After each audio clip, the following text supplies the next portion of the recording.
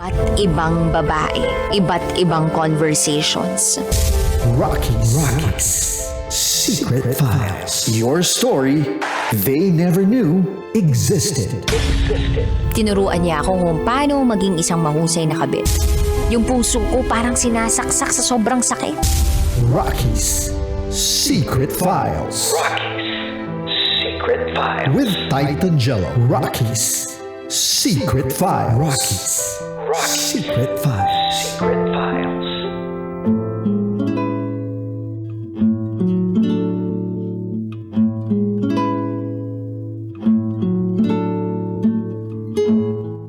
Partner, isang nakakalungkot na istorya ang ating napakinggan ngayong araw na to, ngayong gabi na to, dahil yung kwento na napakinggan ng mga kabisyo natin kanina, kwento ng isang anak, kwento ng magulang na nagsisilbing refleksyon sa isang magulang kung ano ang ugali ng isang anak.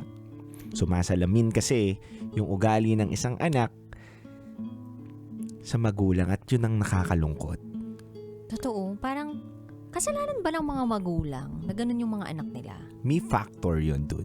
May Paano laging mo tanong. masasabi na factor yun? May factor na, ano ba, nagpabayabang magulang pag naging Okay. pasaway ang isang bata? Ano tong hiwaga na ito, no, Okay. na dapat nating malaman? May mga magulang kasi talaga naman na nagkulang sila sa pagdidisiplina, pagbabantay o pagbibigay ng pangaral sa mga anak nila. Meron naman na magulang na todo-todo ang pangaral, disiplina sa mga anak nila. Pero minsan, tanungin din natin muna yung sarili natin. Naging balanse ba akong magulang? Kasi hindi porket nagpapagalit ka, nagdidisiplina ka, ay mabuti ka ng magulang.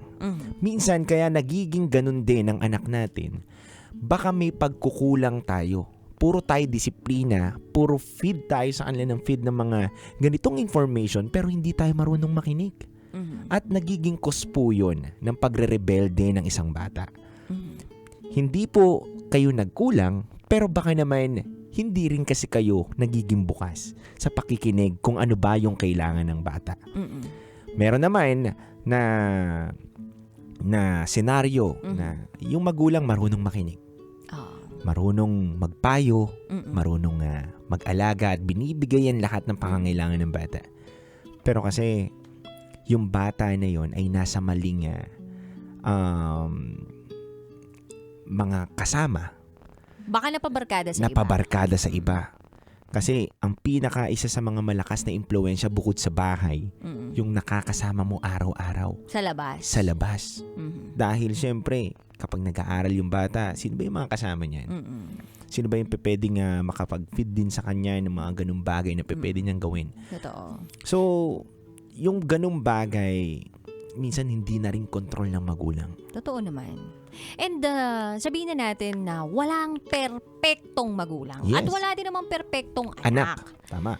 Kaya lang siguro, pag may mga ganitong klaseng senaryo na nauuwi sa pisikalan o Tama. sabihin natin na merong pinagbabawal na gamot na nagagamit yung isang bata o sabihin na natin na may ginawa siyang mali, nagnakaw siya ng gamit ng iba. Pag may ganong klaseng gawain ang isang bata, ang normal kasi na reaksyon ng mga tao, ano ba namang klaseng magulang yan? Napakapabaya. Tama. At karagdagan dun, partner. Ano ba yung nangyayari sa tahanan nila? Oo. Alam mo, dude, etong si Nerissa, na secret file sender natin, natutuwa ako sa kanya. Alam mo kung bakit?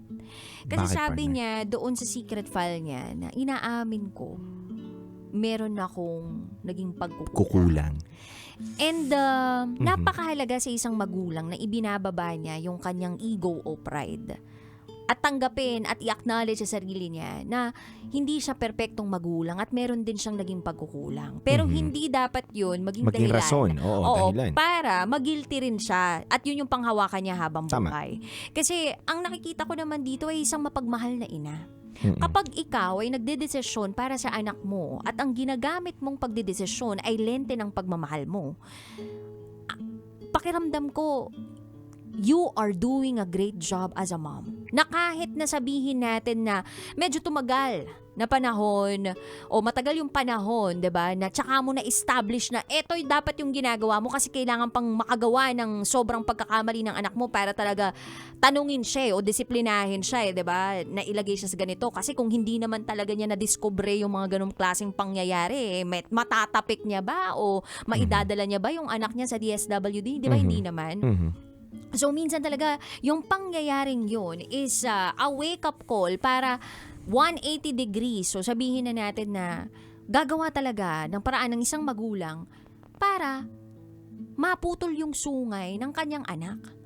And napakahirap nun para sa isang magulang. Tama. Kasi bukod sa yung reputasyon ng pamilya ninyo, o ikaw bilang isang magulang, markado ka na, may bahid na hindi maganda, nabahiran na ng kung ano man, ganun din yung anak mo, pag-uusapan kayo ng buong barangay ninyo. Tama. At kailangan mo lunukin yun. Tapos, pinasok mo pa yung anak mo dun sa alam mong institusyon Tama. na makakatulong sa kanya. Grabing sakripisyo yun. Grabe yung paglunok mo no, ng pride mo, ng ego mo na, sige, gagawin ko to para sa anak ko kasi ito yung makabubuti para sa kanya. At naniniwala ako ng isang mabuting magulang, gagawin yun para sa anak niya. Tama. Hindi niya iisipin yung sarili niyang reputasyon, hindi niya iisipin ng ibang tao. Basta ang goal niya, ang focus niya, yung mapabuti ang kanyang anak dahil gusto niya na maging maganda ang future o kinabukasan ng anak niya. Tama, partner. Alam mo, ang hirap talaga maging isang magulang, lalo na maging isang nanay. Kasi kapag sa ganitong senaryo, mas malaking damage ito sa nanay eh. Oo naman. 'Di ba? Ang nanay kasi kadugtong ng bitukan ng isang anak niya yan eh. Siya nagdala ng 9 na buwan dyan eh. Nakikita ko dito sa ating secret file sender na grabe. Ito yung ito yung mismong typical na isang magulang na gagawin ng lahat. Tama kayo, gagawin ng lahat, tatanggapin lahat, lulunukin ng lahat sa ngalan ng pagmamahal niya sa kanyang anak. And yun naman talaga ang goal ng isang magulang eh. Sabi nga daw nila, may asawa ka, maghiwalay ka ng asawa mo, kanino ka pupunta? Kapag buhay pa yung nanay mo, tatakbuhan mo yan eh. Totoo. Ang pinakahuling mang-iiwan sa'yo, hindi nga mang-iiwan eh, ang pinakahuling tao na nakakapit pa rin sa'yo. Kahit anong mangyari sa Kahit buhay anong mo. mangyari sa buhay mo. Walang iba kundi yung nanay mo. Totoo. Tsaka alam mo, dude, etong naging magulang lang ako, itong naging nanay ako dito ko mas naiintindihan. Alam ko hindi ko pa naiintindihan lahat ng bagay bilang isang magulang. Tama. Pero dito ko mas naiintindihan kung ano yung sinasabi nilang mother's love. Tama. Dito ko naiintindihan yung takot mo bilang isang magulang na kapag na may nakita ka na parang obserbasyon sa isang anak mo o dun sa anak mo na parang, uy, may kakaiba. Nagpapanik ka na, pero internally mo lang yun, sa loob-loob mo lang yun pinoproseso. Tama. And minsan, nahahanap ka rin talaga ng mga tao na pwedeng makatulong doon sa naiisip mo para iproseso mo kung ano yung naiisip mo doon sa nararamdaman mo. Tama. Kaya, pag may nakita kang hindi maganda, normal ba tong anak ko? Normal ba to? Ano ba? Nababaliw ba ako? O tama ba na ito yung growth niya? Ito ba yung development niya? Kasi mapapraning ka eh. Yes. Because at the end of the day, ang lagi mong tinitingnan, okay kaya siya, magiging mabuting tao kaya Yung ito ikabubuti. paglaki niya. Tama. Kasi kung sakali man na, ay shucks, nananakit siya. Yung tipong parang na sampal ka, ganyan. Mhm. Parang isipin mo, ganito na ba ito lalaki? Kailangan sa ganung edad pa lang niya, nasusupil mo na yun. O kaya nakukorek mo na. Kasi kapag maisip ng bata na normal yon, yung pagtapik sa pisngi mo, tas tatawanan nyo parehas, baka gawin niya sa ibang tao yan at maisip niyang normal yun. Tama. At sabihin niya, normal kasi to, normal to sa bahay. Tama. Kaya dito, napakahalaga din talaga na yung isang magulang, kung bago siyang magulang nagtatanong-tanong siya sa mga magulang na at nagre-research din siya tungkol sa paano din yung magandang parenting. Tama.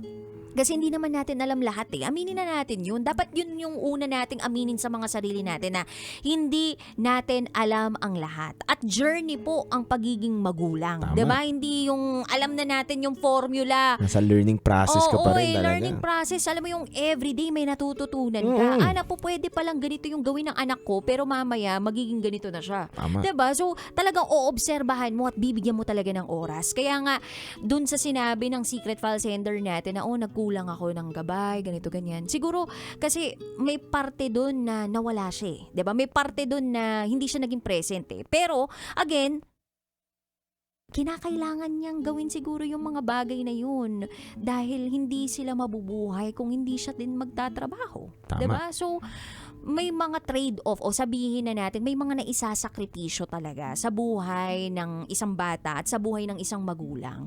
Pipiliin nyo lang talaga doon kung ano yung dapat nyong i-prioritize. Tama. At saka dapat, yung ganung bagay na uunawaan ng isang bata din yan. Ng anak. Di ba? Na, ito kasi yung estado ng buhay namin eh. Kaya ganyan yung pinapadama ngayon sa akin ng nanay ko. Na kailangan niyang lumayo, magtrabaho, 'di ba? Maraming pwedeng mangyari kasi sa katulad ng letter sender natin eh. Kaya bilang isang anak din naway maging grateful tayo. Totoo, lalo na kung tinataguyod kayo ng isang single parent. Yes, tsaka bukod doon, partner, yung bigyan ka lang ng buhay.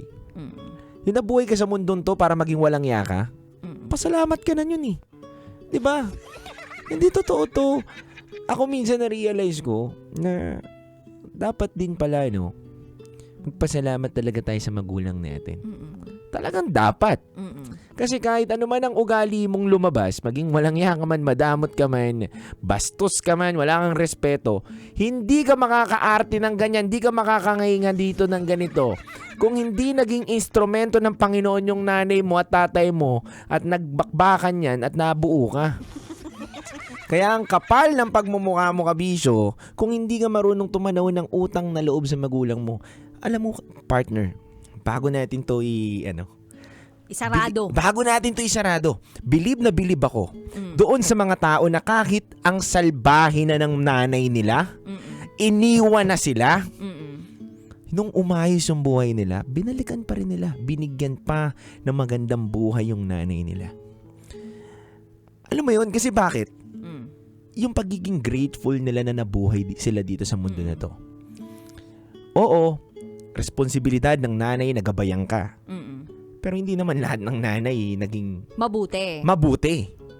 Responsable. Pero, responsable. At hindi rin naman responsibilidad ng anak na bigyan pabalik ang magulang. Totoo naman yun. Pero para maisip mo na paano ba ako nabuhay sa mundong to? Paano ko na aamoy yung mabahong hininga ng katabi ko ngayon? Di ba? Dahil lang ba sa Diyos? Dahil lang napagtripan lang ng Diyos na Hindi. Naging instrumento yung nanay mo.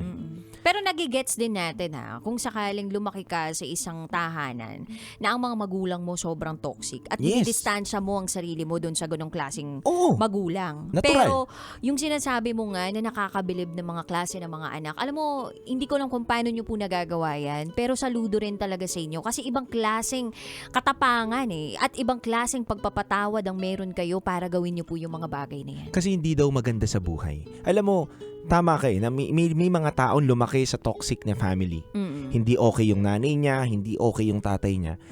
At galit siya doon. Lumalaki siyang galit doon.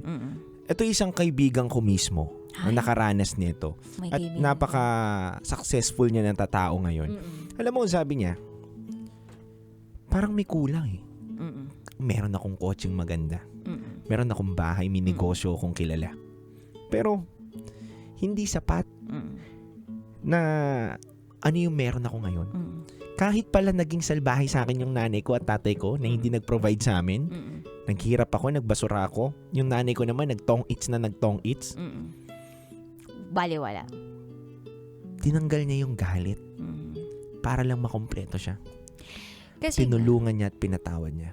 Kasi kahit kailan, kahit saan mo tingnan, hindi mabibili ng pera ang magulang. At bukod dun yung kapayapaan sa puso mo. Tama. At kaya ka rin talaga naman magpapatawad, dahil gusto mong palayain yung sarili mo sa lahat ng hinanakit at galit dun sa puso mo. At ikaw ba, kung iisipin mo din kung mawawala ba ako bukas, kung mamamatay ako bukas, maluwag ba akong tatanggapin ng buong may kapal? At maluwag ko din bang sasabihin sa sarili ko na wala na akong galit sa kahit sino? Kaya napakahalaga din talaga na ikaw mismo sa sarili mo ay makapagpasalamat sa magulang mo kahit gaano pa siguro yung ginawa niyang kasalbahihan sa buhay ninyo, no? O katoksikan sa buhay ninyo. And minsan kung sino talaga yung taong mas nakakaintindi, mas nakakaunawa at mas nakakapagpatawad, sila yung mas sumasaya sa buhay. Tama. Kaya kapag ikaw punong-puno ka ng galit, tingnan nyo ang bigat, 'di ba? Tama. Kaya matuto rin talaga tayo na Release yung mga galit na yan. totoo, i-release yung mga galit na yan. At para sa ating secret file sender, no, na si Nerissa, maraming salamat sa iyong pagbabahagi ng secret file. Dahil dito, no, sana mabuksan po ang mga mata at maging instrumento ang iyong secret file para sa mga kabisyo nating mga magulang out there na maging matapang din, no, na isakdal yung kanilang mga anak kung sakaling nakakagawa ito ng kasalanan. Tama. Kasi hindi po natin po pwedeng sabihin na dapat gentle parenting na tayo ngayon. Alam mo yun, may iba kasi gentle parenting yung ginagawa. And wala po sigurong question, no? Wala pong judgment kung yun po yung ginagawa ninyo. Pero kasi depende yan sa taas ng sungay ng anak mo eh. Kung Putulin masyado mo. ng mataas yung sungay ng Putulin anak mo, mo. palagay nyo po ba epektibo pa po yung gentle parenting? Baliin mo. So, iba-iba ang pagpe-parent po ng isang magulang depende sa kanyang anak. So, kung makikita mo na talaga na hindi kailanman magiging epektibo ang gentle parenting sa anak ninyo, tapangan nyo na, higpitan nyo na yung sinturon ninyo. Kung pwedeng maglabas na kayo ng sako, isako ninyo. Hindi naman sa pag-ano na parang dagamit tayo ng dahas Pero kung may mga kinakailangang pamamaraan Para na hindi maituwid mo. maituwid mo ang anak mo sa pagdidisiplina para sa kanya, no? Maidisiplina siya bilang para maging mabuti siyang tao, gawin mo. Kasi magulang ka eh. Tama. Karapatan mo yun. Tama. Huwag mo lang siyang tanggalan ng buhay sa mundong ito. Kaya mo nga siya dinidisiplina para mabuhay siya ng maganda sa buhay na ito. Tama. Pero huwag mo tatanggalan ng buhay naman. Yun naman yun. Ganda, partner. Anyway, sa mga kabisyo po natin out there na gusto magbahagi ng kanilang secrets, share to us rakitera@gmail.com. Kami po ay magbabalik para sa programang Top Secrets. Kasama pa rin ang inyong Basa Princess, DJ Rakitera. At kasama nyo rin po ang titindig sa mga pinaglalaban ninyo, DJ Titan Jello. At kayo'y nakatutok sa 90.7 Love Radio. Kailangan pa pang i-memorize yan? Basic. This is Nerissa's Secret File. Metro's #1 Love Radio. Basic!